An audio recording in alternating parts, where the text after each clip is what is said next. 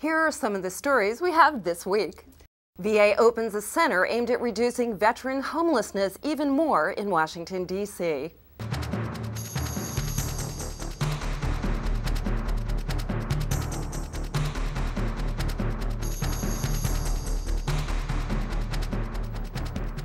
Remember that?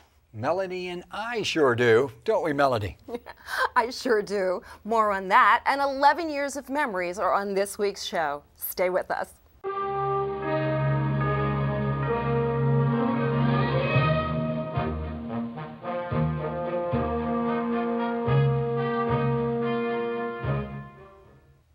Hi, I'm Tom Barrett with the Office of Human Resources Management. And I'm Melody Mercer with the VA Insurance Center in Philadelphia. Thanks for tuning in for a special edition of VA News. The Washington, D.C. VA Medical Center hosted a grand opening of its new standalone community resource and referral center for homeless and at-risk veterans. Secretary Shinseki and Undersecretary for Health, Dr. Robert Petzel, were there to help VAMC Director Brian Hawkins and VISN Director Fernando Rivera dedicate the outreach facility. Open 24/7 to provide respite and centralized services, including health care, housing, and employment guidance, and VA benefits and education. Secretary Shinseki stayed to take a tour of the beautiful facility and talk with hospital and clinic leaders. The treatment and the programs here are designed to wrap around our veterans. And what do I mean when I say wrap? Wrap means warriors receiving assistance to propel forward. And when we wrap around our veterans, we meet them where they are. We provide them with innovative technologies, healthcare, and modalities for them to propel, for them to get where they need to get in life. Here at the CRRC, a veteran can come to this facility at any time, take a warm shower, access the chapel for mediation, get something to eat, learn how to prepare themselves. Today, all of you and all of us stand behind them, a venture with the community to wrap around our veterans. Thank all of you for standing on Capital Excellence, and thank you for what you do. Thank you so much. It was about a year ago that the DC VA Medical Center secured the funding for this rather unique development. A community-based site where homeless veterans could access services from the VA as well from federal, state, and local partners. Today, it's one of our 4 freestanding centers out of a total of 17 VA sites. But this project didn't start a year ago. It started in 2009 when Secretary Shinseki recognized the scope and magnitude of veteran homelessness and decided to act.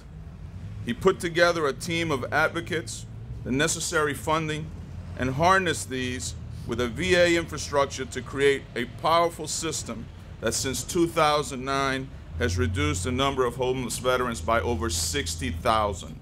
Great accomplishments all begin with great collaboration. We're grateful that our federal and community partners will be sharing space with us here on the first floor to help veterans make the climb of hope to dignity and opportunity. And it's a chance for a new beginning from a grateful nation. Okay, Melody, here we go. The real reason we're here for this show. No, this is not the Did You Know? But did you know that the very first anchor of the very first VA News airing the week of June 14th, 2001 was my buddy Melody Mercer. And Tom was the second anchor. So here we are doing the 500th VA News together. We've got a lot of clips from the past 11 years to show you, so let's get started. Let's do it. As we showed you earlier, it all started with a big bang, percussive drum beat and all. Hi, I'm Melody. It took a lot of help from a lot of VA employees across the nation. For 11 years and 11 months now, but it wasn't long before we realized the impact we would have. We weren't even out of our first summer when 9/11 happened and the 2 hands-on technicians from the beginning, producer Ken McKinnon and video technician Patrick Montgomery, were scrambling to get coverage of how VA and its employees were affected. Needless to say, a loud bang could not have been more jolting to the fledgling newscast. Hi, this is Denzel Washington. You're listening to VA News. We've shown you a lot of celebrities volunteering their time and energy right beside a lot of other Americans.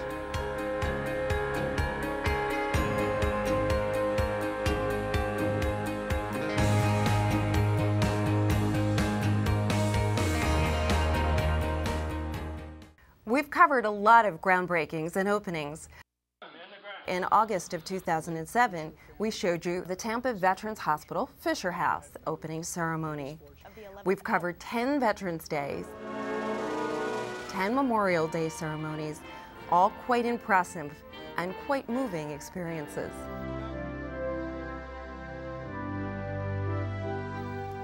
VA News, and I should say primarily Melody, has been across the country a few times to produce full shows on location in places like Dallas, New Orleans, Cleveland, San Diego, Bay Pines, Florida, Philadelphia, San Antonio, Pittsburgh, Augusta, Georgia, Atlanta, Georgia, Canandaigua, New York, Boston, and, dare I say, Hawaii?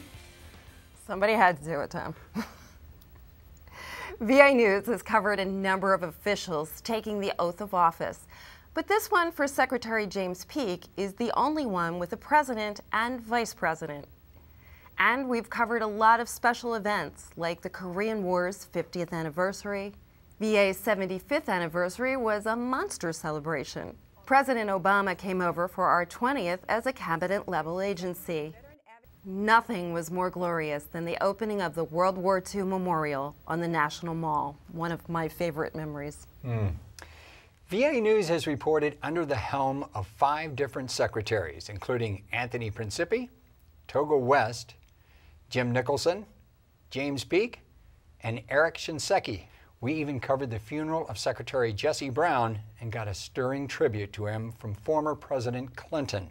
Let me say, first of all, when I became president, or when I was elected, I was looking for someone to head the Department of Veterans Affairs who was a veteran, who was a combat veteran, and who had real experience in dealing with the challenges that our veterans face when they come home. Jesse Brown was the ideal person. He was fought in Vietnam, he was wounded, and he devoted the rest of his life to being an advocate for other veterans. So when I asked him to join the cabinet and he accepted, I was elated. Every day he was there, he was an advocate for the veterans of America. Every day he was there, he thought not about himself, but about others. He served with distinction and honor, and he lived with great dignity. He bore his last illness with great dignity, just the way he lived. And I am very grateful for his service and for his friendship. Now, we've also covered a lot of stand-downs for homeless veterans, but none so memorable as the DC VA Medical Center, where Secretary and Mrs. Shinseki said a homeless veteran is personal to them. We're committed to ending homelessness because to do that, we have to take care of all the other things. It's jobs, it's education, it's mental health, it's giving people dignity and respect, and getting them back on track. Yes, sir. And so that's what we're about. And there were other stories that put a tear in Minnie and I, like the Friday Squad, about aging veterans taking care of their own every day at the National Cemetery in Minneapolis. Hey! We serve this country to the best of our ability.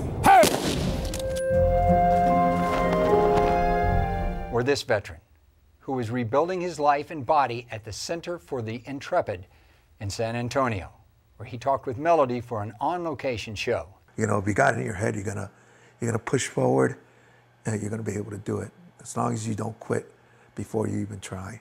And that story still brings a tear to my eye when I think about it. But there were actually a lot of fun stories that we did as well, like Dan Aykroyd entertaining with Jim Belushi at the West LA VA Medical Center, the Wounded Warriors softball team stomping the competition, Salt Lake City VA employees doing the VA rap, a street concert at VA Central Office with Kool and the Gang. Speaking of kind of cool, dolphin therapy for veterans at the Miami VA Medical Center. a flyby at VA Central Office before the Space Shuttle Discovery was retired, and a lot of concerts and entertainment here and abroad by the VA Medical Musical Group, and ESPN sharing its Veterans Day coverage and a nice story for the holidays. And Melody, we've covered more bad storms and their impact on VA facilities, veterans, and employees than we want to admit, including Katrina, which ended 2 VA hospitals, and the horrendous tornado last year in Tuscaloosa, Alabama. We covered the last 4 years of the life of Frank Buckles, the last surviving World War I doughboy before his death last year. And VA News even ran a 12-part series on Abraham Lincoln at 200. I remember that series. But there were other compelling stories we should probably mention too, Tom, like VA News coverage of the last years of the great Dr. Michael E. DeBakey, an absolute iconic coronary heart surgeon whose name is on the VA Medical Center in Houston. And there is the DECA prosthetic arm, the first veterans hospitals or soldiers' homes, a double amputee running across America, a compelling Iwo Jima anniversary show, the Memorial Day feast doled out to veterans by Bobby Van's restaurants in Washington, D.C., and the always incredibly satisfying coverage of good works produced each year by VA's national programs and special events, including the Winter Sports Clinic, the Wheelchair Games, Golden Age Games, Summer Games, and Creative Arts Festivals. And I was at a Winter Games. It was absolutely wonderful. Oh, isn't it amazing? It is. We haven't really celebrated VA News milestones since the 100th episode back in 2003, when Secretary Principi wanted to recognize the show and its creators. We pretty much skipped over 200, 300, and 400, but 500? No way. That was just too big to pass on.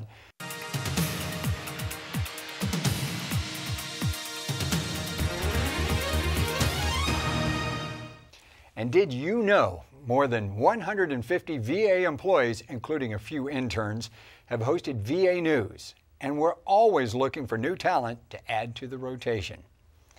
VA News reported its first VA proposed budget in 2002. It was $58 billion. That's right, with a B. The 2013 proposed budget is for $140 billion. And as we mentioned, in 2011, Frank Buckles was the last U.S. soldier who served during World War I. In 2001, when we began VA News, there were more than 200 World War I survivors. Says a lot.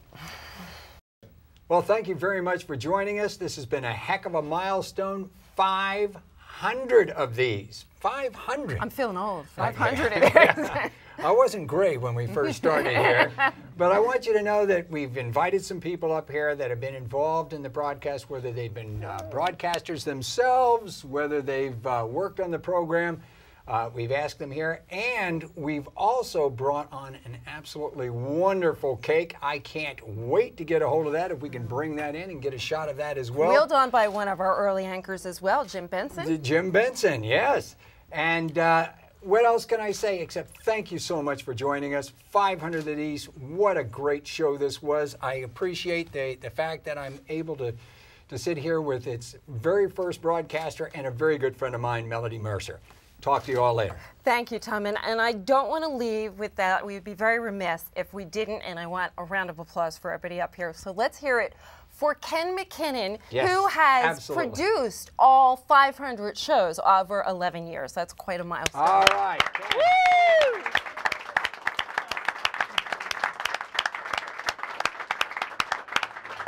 Thank you all for watching. If the cake was a little closer, we would grab it right now. So I think we're going to leave and go enjoy it, and we'll have a piece of cake for you. Less calories that way. Have a good day, everybody. Have a great week.